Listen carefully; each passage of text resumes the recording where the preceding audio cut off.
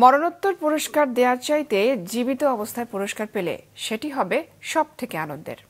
মৃত ব্যক্তিদের পুরস্কার দেওয়ার পালা শেষ করে জীবিতদের পুরস্কার দেওয়ার নিয়ম চালুর কথা বলেছেন প্রধান উপদেষ্টা অধ্যাপক মোহাম্মদ ইউনূস।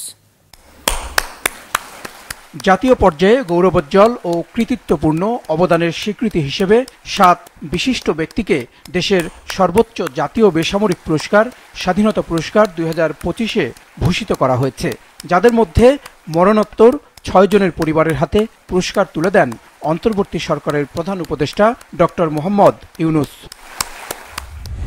এবার বিজ্ঞান ও প্রযুক্তি বিভাগে পুরস্কার পান অধ্যাপক জামাল নজরুল ইসলাম, সাহিত্যে মীর আব্দুস শুকুর আল মাহমুদ, সংস্কৃতি নভেরা আহমেদ, সমাজসেবায় স্যার ফজলে হাসান আবেদ, মুক্তিযুদ্ধ ও সংস্কৃতিতে মোহাম্মদ মাহবুবুল হক খান ওরফে আজম খান, প্রতিবাদী তারুণ্য ক্যাটাগরিতে আবরার ফাহাদ।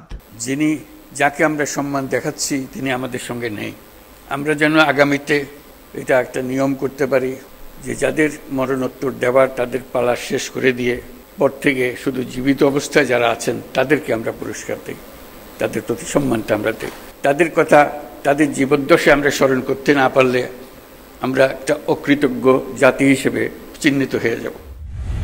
তবে বদরুদ্দিন ওমর পুরস্কার নিতে অস্বীকৃতি জানালে তার পদক জাতীয় জাদুঘরে সংরক্ষিত রাখা হবে বলে জানান প্রধান উপদেষ্টা।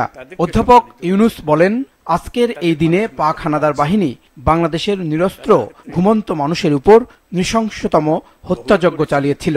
তারপর 9 মাসের রক্তক্ষয়ী সংগ্রামের মধ্যে দিয়ে স্বাধীন বাংলাদেশের জন্ম হয়, কিন্তু ন্যায়ভিত্তিক বাংলাদেশ গড়ার স্বপ্ন আর পূরণ হয়নি। 1971 সালে স্বাধীনতা যুদ্ধের উদ্দেশ্য ছিল একটি ন্যায়ভিত্তিক সমাজ প্রতিষ্ঠা করা, যেখানে আইনের শাসন থাকবে, মানুষের মৌলিক মানবাধিকার নিশ্চিত হবে এবং একটা বৈষম্যহীন সমাজ প্রতিষ্ঠিত হবে।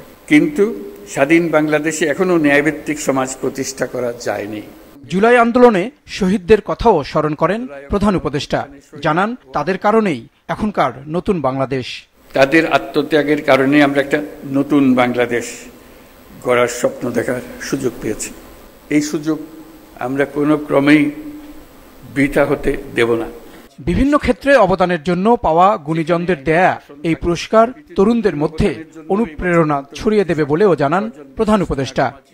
জাহিদ সেলিম, মাছরাঙা সংবাদ, ঢাকা।